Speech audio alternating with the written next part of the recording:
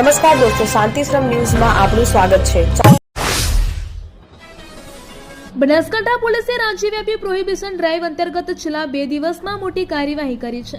આ કાર્યવાહીમાં કુલ 296 પ્રોહિબિશનના કેસ નોંધવામાં આવ્યા છે। પોલીસે 298 આરોપીઓની ધરપકડ કરી છે અને કુલ 9,53,646નો મુદ્દામાલ જપ્ત કરવામાં આવ્યો છે। રાજ્ય સરકારની દારૂબંધી પ્રત્યેની ઝીરો ટોલરન્સ નીતિના ભાગરૂપે ડીજીપી GS મલિક દ્વારા સમગ્ર રાજ્યમાં 3 દિવસીય સ્પેશિયલ પ્રોહિબિશન ડ્રાઈવનું આયોજન કરવામાં આવ્યું હતું। આ આદેશના અનુસંધાને બનાસકાંઠા રેન્જ IG પરીક્ષિતા રાઠોડ અને SP પ્રશાંત સુંબેની સીધી સૂચના હેઠળ જિલ્લા પોલીસે આ કાર્યવાહી હાથ ધરી હતી।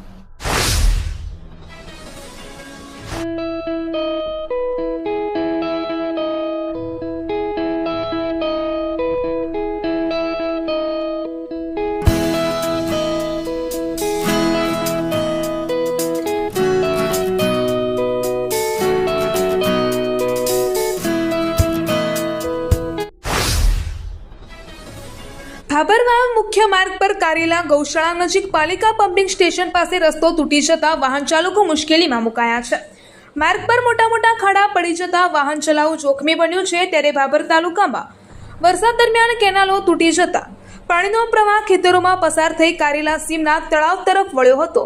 પાણી ભાભરવાવ હાઈવે પર ફરી વળતા ડિઝાસ્ટર તંત્રએ થોડા સમય માટે માર્ગ બંધ કરવાની ફરજ પડી હતી। પાણીના ભારે વહેણથી રસ્તો ધોવાઈ ગયા બાદ અહીં મોટા ખાડા સર્જાયા છે।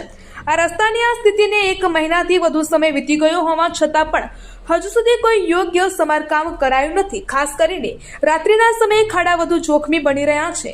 સ્થાનિકોએ તાત્કાલિક ધોરણે આ માર્ગનું સમારકામ કરી અકસ્માતનું જોખમ ઘટાડવાની માંગ કરી છે।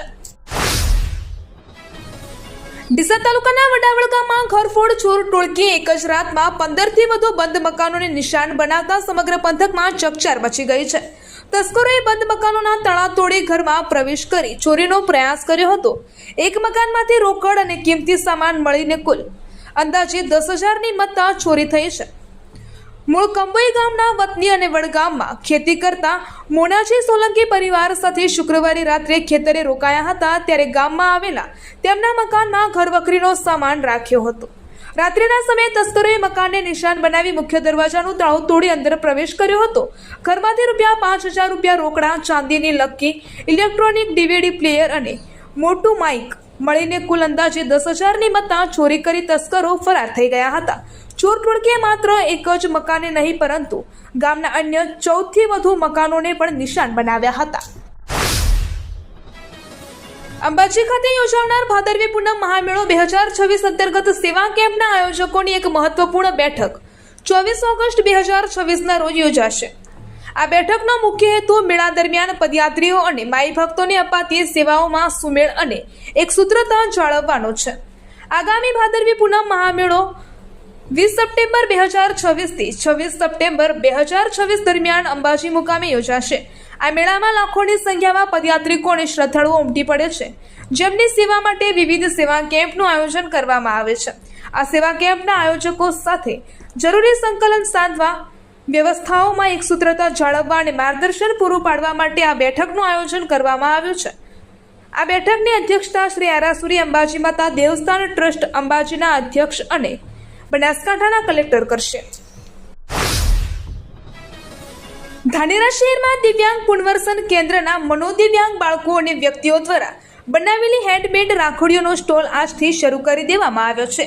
આ સ્ટોલ એજ્યુફંડ ફાઉન્ડેશન સંચાલિત ખીચડી ઘર ખાતે કાર્યરત કરાયો છે। રક્ષાબંધનના પવિત્ર તહેવાર નિમિત્તે આ રાખડીઓનું ટોકન ભાવે વેચાણ કરવામાં આવી રહ્યું છે। બનાસકાંઠા જિલ્લાના ઓગળ તાલુકાના તેરવાડા ગામે મુખ્ય રસ્તા પર પેવર બ્લોક નાખવાની કામગીરી થઈ ગઈ છે। ગ્રામ પંચાયત દ્વારા હાથ ધરાયેલી આ કામગીરીથી ગ્રામજનોને અવરજવરમાં મોટી રાહત મળી છે। અગાઉ આ રસ્તો કાચો હોવાથી વરસાદની ઋતુમાં લોકોને ચાલવામાં અને વાહન વ્યવહારમાં ભારે મુશ્કેલીનો સામનો કરવો પડતો હતો। કાદવ કીચડને કારણે અવરજવર લગભગ અશક્ય બની જતી હતી। પેવર બ્લોક નાખવામાં આવતા હવે ગામના મુખ્ય માર્ગની સુંદરતામાં વધારો થયો છે। આ ઉપરાંત રસ્તાની ગુણવત્તા સુધરતા અવરજવર વધુ સરળ અને સુરક્ષિત બની છે, જેનાથી સમય અને શ્રમ બંનેની બચત થાય છે। ઉત્તર ગુજરાતનો એકમાત્ર multi city mall happy mall જે આવેલ છે જિલ્લાના વેપારી મથકો દિયોદર, ભાભર, રાધનપુર, વરાહી અને થરાદમાં, જ્યાં મળશે આપને વ્યાજબી દરે જીવન જરૂરિયાતની તમામ વસ્તુઓ તેમજ કપડાં, ગિફ્ટ આર્ટિકલ, પ્લાસ્ટિકની તમામ સામગ્રી, ક્રોકરી અને બીજું ઘણું બધું વધારે. તો આજે જ આવો હેપી મોલ અને કરો ખરીદી તમારી મનગમતી વસ્તુઓની. બનાસકાંઠાના થરા ખાતે ક્ષત્રિય ઠાકોર સમાજ તેરવાડિયા પરિવારના સ્મશાન ભૂમિમાં શેડ અને પીવાના પાણીની પરબના નિર્માણ માટે ખાતમુહૂર્ત કરવામાં આવ્યું હતું. આ કાર્યક્રમ 22 ઓગસ્ટ 2026ના રોજ બપોરે 13:39 કલાકે યોજાયો હતો. કાંકરેજના ધારાસભ્ય અમૃતજી ઠાકોરની ગ્રાન્ટમાંથી આ વિકાસ કાર્યો હાથ ધરવામાં આવી રહ્યા છે. સ્મશાનના શેડ માટે 3 લાખ રૂપિયા અને પીવાના પાણીની પરબ માટે રૂપિયા 2 લાખ રૂપિયાની ગ્રાન્ટ ફાળવવામાં આવે છે. ટૂંક જ સમયમાં આ બાંધકામ શરૂ કરવામાં આવશે. રાજ્યના ડેપ્યુટી મુખ્યમંત્રી શ્રી હર્ષભાઈ સંઘવીને મુખ્યમંત્રી અને મુખ્યમંત્રી શ્રી ભૂપેન્દ્રભાઈ પટેલને રાજ્યપાલ બનાવવામાં આવશે તેવી સોશિયલ મીડિયા એક્સ પર પોસ્ટ કરનાર એકાઉન્ટ ધારક વિરુદ્ધ અમદાવાદ ક્રાઇમ બ્રાન્ચે ગુનો નોંધ્યો છે. પવન ત્યાગી નામના સોશિયલ મીડિયા એકાઉન્ટ પર મુખ્યમંત્રી અને નાયબ મુખ્યમંત્રીની પ્રતિષ્ઠા અને બંધારણીય હોદ્દાને હાનિ પહોંચે તેવી ખોટી પોસ્ટ કરવામાં આવી હતી. કેન્દ્રીય ગૃહ અને સહકારિતા મંત્રી અમિત શાહ આગામી 27 ઓગસ્ટના રોજ ગુજરાતના એક દિવસીય પ્રવાસે આવી રહ્યા છે. ત્યારે રક્ષાબંધનના પર્વ નિમિત્તે દર વર્ષની જેમ આ વર્ષે પણ ગુજરાત મુલાકાતે આવી રહેલા ગૃહમંત્રી આ વખતે જાહેર સભાઓ, લોક દરબાર, વિકાસ કાર્યોના લોકાર્પણ તેમજ ઉચ્ચસ્તરીય સમીક્ષા બેઠકોમાં હાજરી આપશે. પોતાના સંસદીય મતવિસ્તાર અમદાવાદ અંતર્ગત બોપલ અને ઘુમામાં ભારે વરસાદ બાદ સર્જાયેલી મુશ્કેલીઓ સંદર્ભે તેઓ ખાસ લોક દરબાર યોજીને સ્થાનિક નાગરિકો સાથે સીધો સંવાદ કરશે. આ ઉપરાંત અમરેલીમાં જાહેર સભા અને ગાંધીનગરમાં નવા ક્રિકેટ ગ્રાઉન્ડનું લોકાર્પણ કરશે, જેને લઈને વહીવટી તંત્ર અને સંગઠન દ્વારા તડામાર તૈયારીઓ શરૂ કરી દેવામાં આવી છે. નખત્રાણાના કોટડા વિસ્તારમાં આવેલા મફતનગરના એક ભંગારવાડામાં 22 ઓગસ્ટે ભીષણ બ્લાસ્ટ થયો હતો.